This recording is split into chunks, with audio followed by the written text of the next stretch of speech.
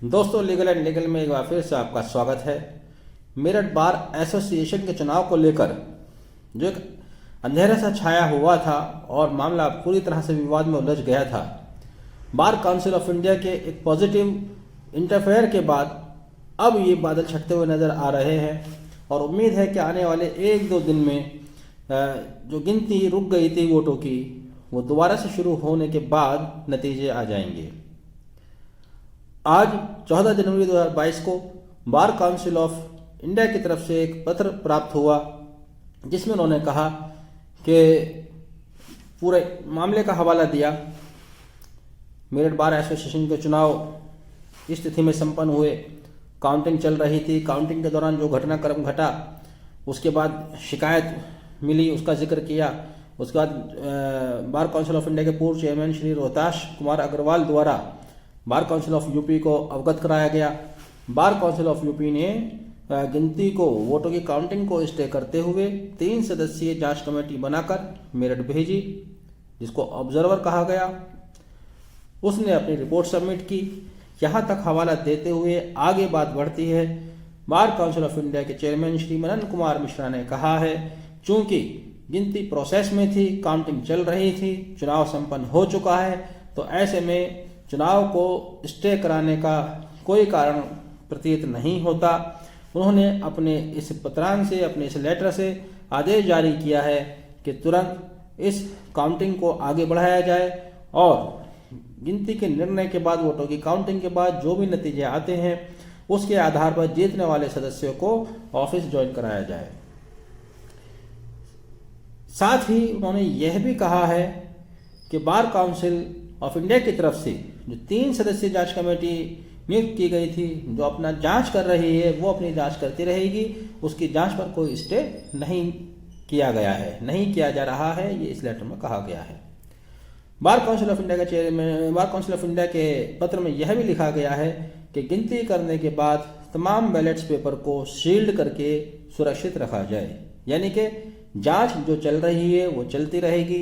जांच के बाद क्या सामने आता है ये बाद में तय होगा, लेकिन फिलहाल वोटों की गिनती को जारी रखना चाहिए। एक बार हम आपको याद दिला देते हैं हुआ क्या था। हालांकि मैंने जैसे कि बताया, 17 दिसंबर 2021 को मेरठ बार एसोसिएशन के चुनाव संपन्न हुए और 19 दिसंबर 2021 को काउंटिंग चल रही थी।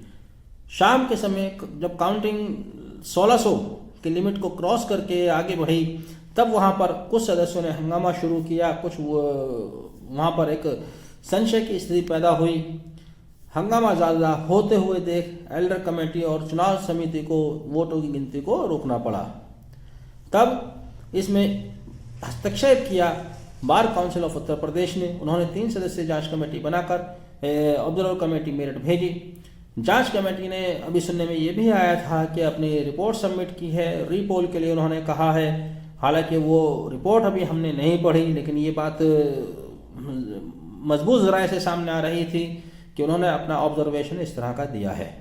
अगर उनका ऑब्जर्वेशन रीपोल कराने का था, मैंने पिछले वीडियो में भी कहा था कि रीपोल कराने का आदेश नहीं दिया जाना चाहिए था। बहुत ही विपरीत परिस्थितियों में जब बिल्कुल ही स्पष्ट से दिखाई दे कि बहुत बड़े पैमाने पर कोई गड़बड़ी हुई है, गड़बड़ी करने वाली एक पार्टी कम से कम सामने दिखाई दे कि ये गड़बड़ कर सकते हैं, तब कभी कभार बहुत रेयर केस में रीपोल जैसी स्थिति पैदा हो सकती है। लेकिन चूंकि मैंने ये कहा था, करीब सभी सदस्यों ने ऑब्जर्वर कमेटी के सामने जो अपना स्टेटमेंट दिया, सभी ने धांधली का आरोप लगाया।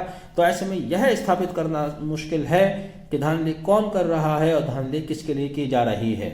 और अगर सभी को धांधली का अंदेशा है तो इसका मतलब उनका अंदेशा सिर्फ अंदेशा है, उसकी सच्चाई कुछ नहीं है।